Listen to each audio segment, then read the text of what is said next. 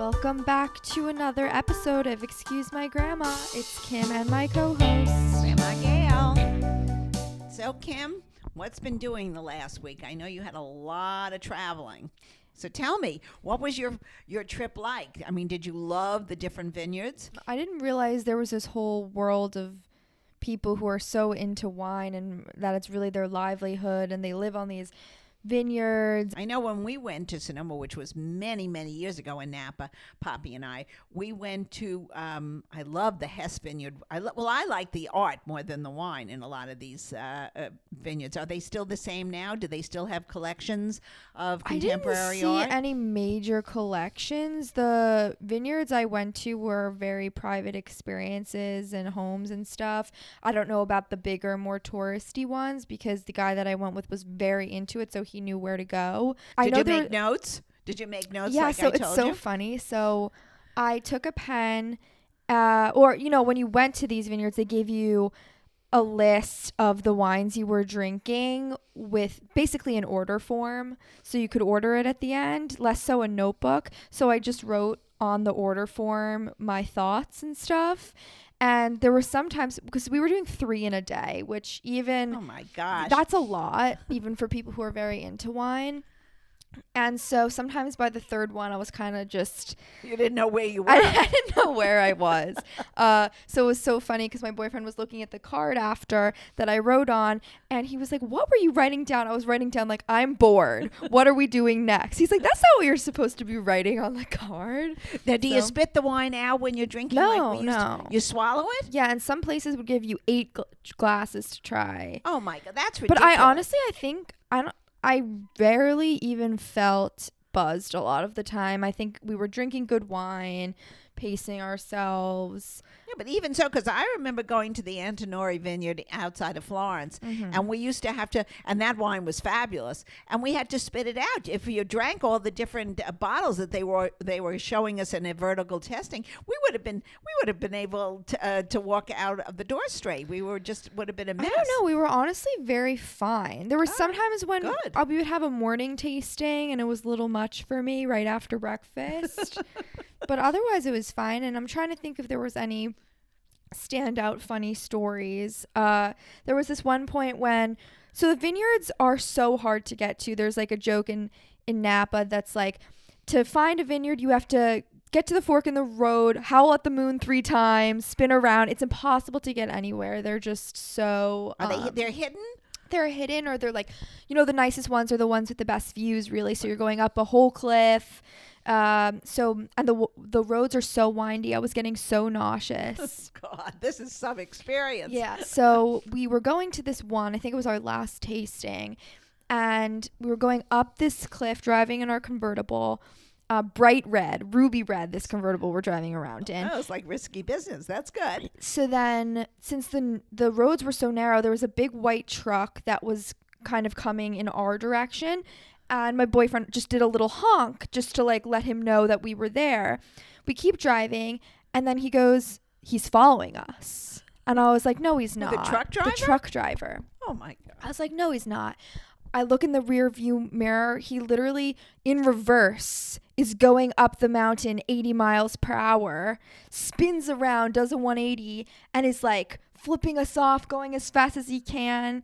And we're like, holy shit. And we're like, this is how we die. This is the end.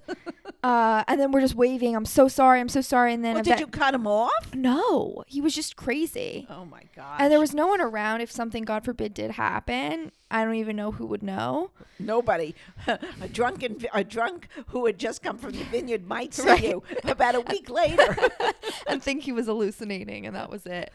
I mean, I'm sure Mom would have had me on Find My Friends and found me soon enough. She would have found you, exactly. All right. Anyway, he ended up turning around. So then when we finally got up the mountain, we were like, okay, we need a glass of wine. We just went through a near-death experience. All right. Well, I remember my craziest experience, not in California, but in one of the vineyards in France. We were having different tastes of different wines, and they went from they went from a sweet wine to a drier wine to a fuller wine. By the end of the night, I said to Poppy, I don't think I can get up from the table. I mean, you're going to have to get me up. And he says, don't be ridiculous. You're fine. I said, I'm telling you, I'm not fine. I never was so sick in my life because I've decided I have to stick with the very simple one wine. I cannot mix my I don't know if it's vintages. a thing that you can't mix wine in the same way how you can't mix spirits. I don't Pretty know. sure you can mix wine because Well, maybe my tolerance wasn't very. For Yeah. sure, my tolerance was not good. That I'm telling you. So I learned my lesson, and I very rarely do mix it. If I start with one, I stay with it. I don't go from a white to a red to an after dinner liqueur. I just can't do. My body is a temple. I can't Right. do it. That's so funny.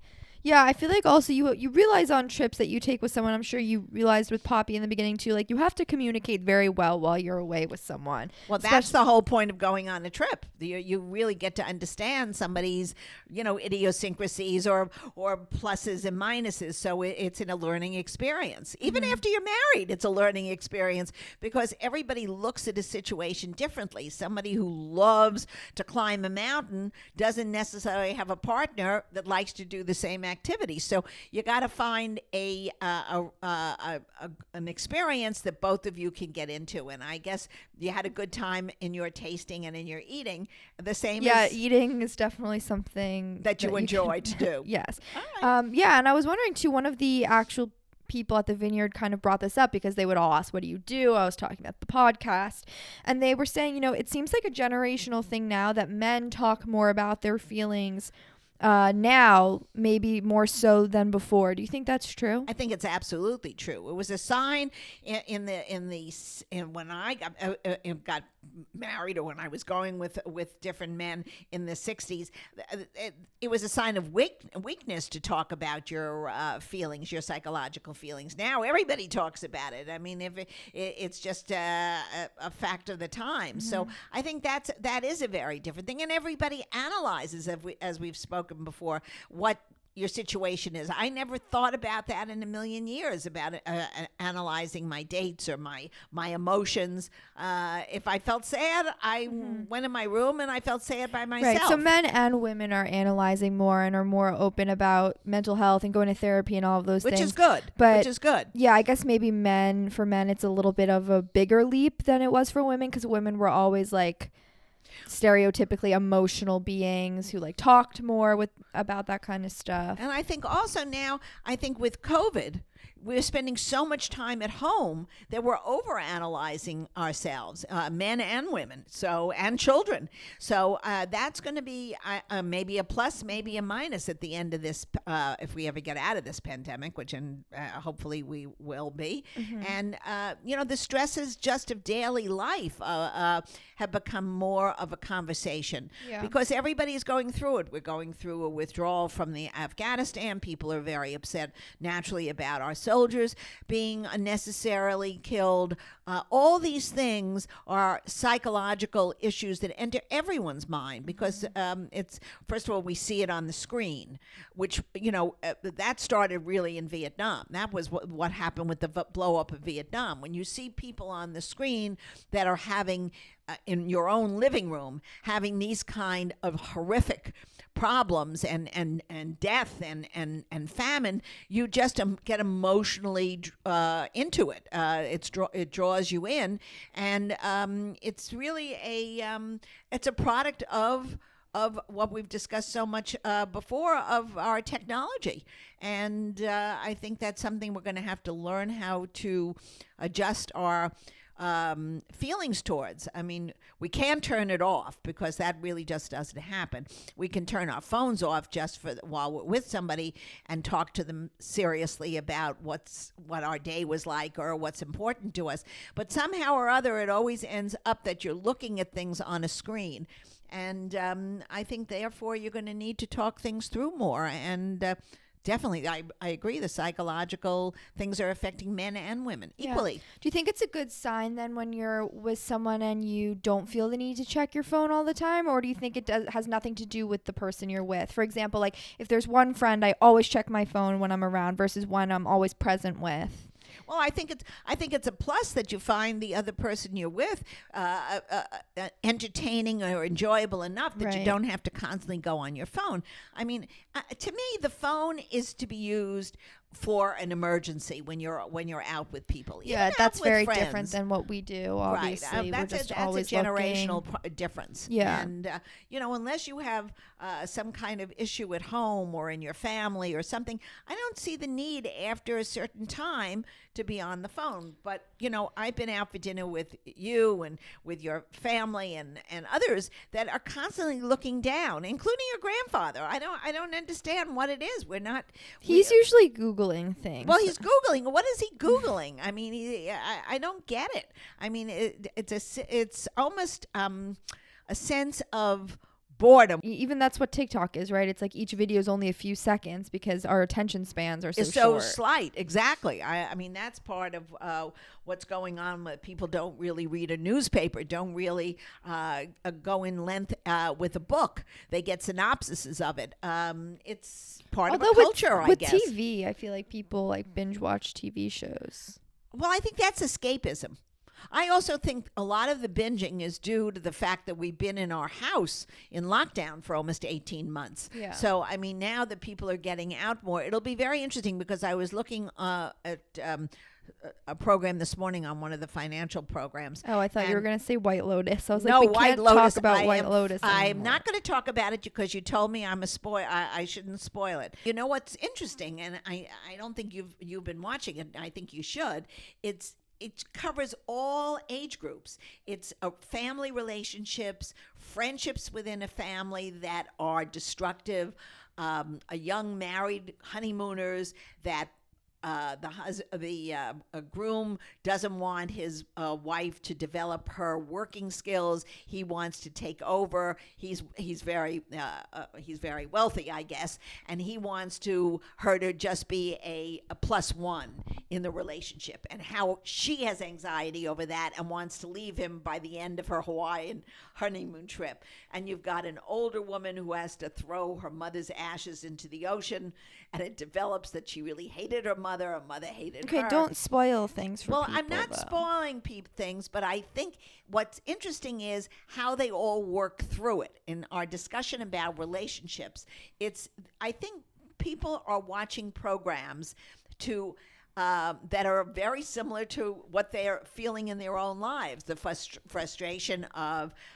relationships. It's like you vicariously get therapy through watching Exactly. They almost don't need a therapist because you see how each of these characters, and they were wonderfully acted characters, they're terrific, how they work through their problems. And now you can see that you could relate to that in working through a problem. So I recommend... Did you relate to one of the characters? Well, I didn't really relate to any of the characters, but I could see them in people I know. Different people I know. Not the whole character, but I could see... You have nothing to work through, so you didn't picture yourself in it? I have plenty to work through, but I didn't have issues with my parents, such, that I had to throw her ashes in the ocean and hated them. Right. I think there were extremes because otherwise it wouldn't make good TV or good drama. But I thought there were points in everything that people were searching. I think the whole theme of today in our world is we're searching for something, whether it be a personal relationship, a better job. It was very interesting to see how all the characters work through different stages of their lives, and I definitely recommend it. Okay, so I'll let you know when I watch it. I told the guy I'm dating I would watch it with him, but can I pretend that I haven't watched it and just do it because I feel like everyone's talking about it? I think you could watch it and then maybe even some of the things are worth watching again. It's only because you we'll see if he listens to the podcast, because if he says, I know you listened. Well, you know what? It's not the end of the world. Trust me, it is not it's not going down in the annals of history. Well, you never know. But it was interesting. It was definitely a good watch during the summer. Okay, let's move on to listener questions. Okay. Someone actually wrote in this. They were very cute. On an Instagram DM, they said they liked us, and so she She said, I would love to hear your opinions on coworkers dating. I have a big stupid crush on a coworker who's training me for the department I want to be in, and I feel like I can't do anything about it because we work together. Technically, our company policy only frowns upon relationships when one person is a supervisor of the other, so that wouldn't be an issue here, but it would just be so awkward working together if it didn't work out. Keep crushing or let it go. Would love to hear your thoughts on this on the podcast. Well, Kimmy, you have to give your answer on that because you worked. So give me what you think. Ask the one of us who had a desk job. Yeah, but did you ever have anybody in the office you ever felt that you had a crush on? I think that crushes develop when you spend a lot of time around someone, and especially in a working environment, if someone's good at their job, that's always something that's attractive, and you're around them, killing it at work. I honestly think that sometimes it's a crush based off of circumstance. Like if you left or if you started crushing on someone else, you would kind of forget about this. Of course, there's exceptions. This could be the love of your life. It just seems like starting something off that's already complicated. There's so many fish in the sea. I would try to find a crush on someone else and let it go, because at the end of the day, you're the most important person, not this guy. So you don't want to in any way jeopardize your career. I think you're right. I think you should separate the two.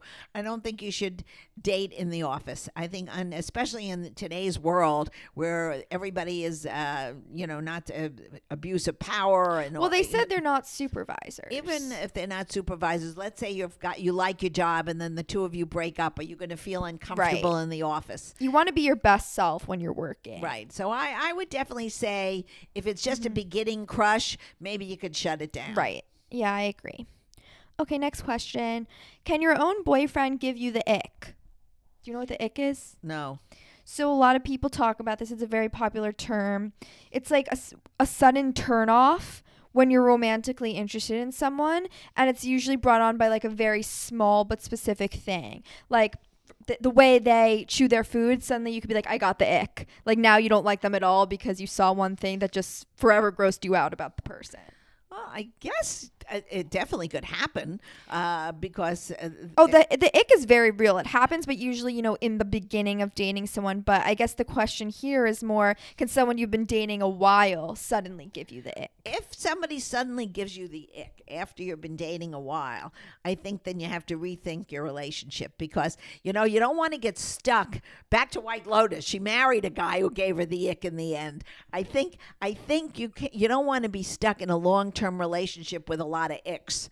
So I would say rethink the whole situation, and if you really find things that are really important annoying, then I have to think you have to just well, sometimes it's not an important but it's important enough to for you to think about, to suddenly be turned off by the person. And listen, that can happen from a male experience looking at a woman. For sure. For sure, and vice versa. So I think it's a little sense of immaturity on both parts if you let little things get in the way. But if it's something that's large and really could be really majorly annoying. I honestly disagree. I think if it's something little and it's giving you the ick, that's okay too. There's other people you could go out with who won't give you the ick. Well, that's right. That's what I'm saying. I would almost say, you know what? If there's so many little issues that are annoying you, then that maybe this is, you got to call it a day and look on to somebody else. Yeah, I think you can kind of get Depends the ick how whenever. Small it is. I think you have to get over the ick, and if you can't get over the ick, move on. Yeah. Okay, someone said, do you have any daily routines? Well, yeah, I guess I eat honey buns every morning, pecan buns, and a cup of coffee and a glass of juice. That's a routine. Yeah. No, I don't really have a routine. I know a lot of my friends do exercise first thing in the morning and whatever. I sort of I like to watch. I do watch the news in the morning. I like to watch my Squawk Box, and then I put on some of the news things. And since I'm a little bit of an investor, I watch it and I see if I want to trade or if I want to buy stocks. So that's a routine, but it's not set in gold. If I don't do it on any given day, it's really not. I'm flexible with that. But what about you, Kim? You know my routine in the morning. Oh, you mean your breakfast routine? I lived with you. Yeah, no. The breakfast routine is correct. But That's the thing, yeah. Both of ours, I guess, have to do with breakfast. Otherwise, I don't have something super... I mean, I like to work out at some point during the day, but that's not a routine. Like, my routine really is the breakfast routine, and I do get a little frustrated if I don't do it. Well, I'm not as strict as you are in the breakfast routine. So I can go without that particular regimen every day. But I think I don't know. I think that you get caught up in that, and maybe you should break your habit and try something different, because if it doesn't happen, you set yourself off into a very bad mood for the rest of the day. That's true. And that's sort of ridiculous too. So a routine is fine as long as you can be a little flexible with it. That's my belief. Yeah, I do think it's good, though, to have structure, or like things that you can know will be the same every day. Well, I think structure is getting up in the morning, having your coffee, and doing your job, or doing your whatever you're going to do during the day. Not reality TV and oatmeal. Exactly. Reality TV and oatmeal should not be a regular routine. Yeah, that's fair. Last question. Should you be offended if someone calls you a butterface? What is that? A butterface? Does that mean you're fat? It means that you have a great body but a bad face. Oh, I think that's terrible. I know. But people have been using that term for years. People will be like, she's a butterface. That's really bullying. Yeah. That's bullying. I think that's unacceptable. Mm-hmm. And so they shouldn't be flattered because it's like a backhanded that their body looks good. No, it's not a compliment. Yeah. It's not a compliment. And I think these kind of comments are part of why men and women have such image problems, especially about their bodies and their face, instead of what's really important, which is their minds and what their relationships are with each other. And I think that's awful. Yep. Go off, Gail. All right. Okay, let's do our 1950s movie of the week. Okay, I was thinking, since our topic today was fun, but yet got serious about relationships, I think we should really suggest Streetcar Named Desire with Marlon Brando. I believe it was in the early 50s. And 1951. Okay. It was a serious movie about people's moving from their past, going into an unknown area, and having relationships with somebody completely out of their comfort zone. Mm-hmm. So I think it's an American classic. Yeah, I mean, it was adapted from Tennessee Williams' play. Yeah. It's an American classic that should be revisited. Okay. That was another great episode of Excuse My Grandma. Grandma, tell them how to follow us. Oh, Kimmy, you have to do that. She doesn't know. I don't know. You have to do it. Okay, guys, you can look us up on Spotify, Apple Podcasts, whichever app you have to listen to your podcasts. Just search Excuse My Grandma. Subscribe so our episodes come up on your phone every week. Follow us on Instagram at Excuse My Grandma, or TikTok at Excuse My Grandma. Send us in any questions you have so we can answer them on the podcast like we did today. And we will see you next week. Okay, bye.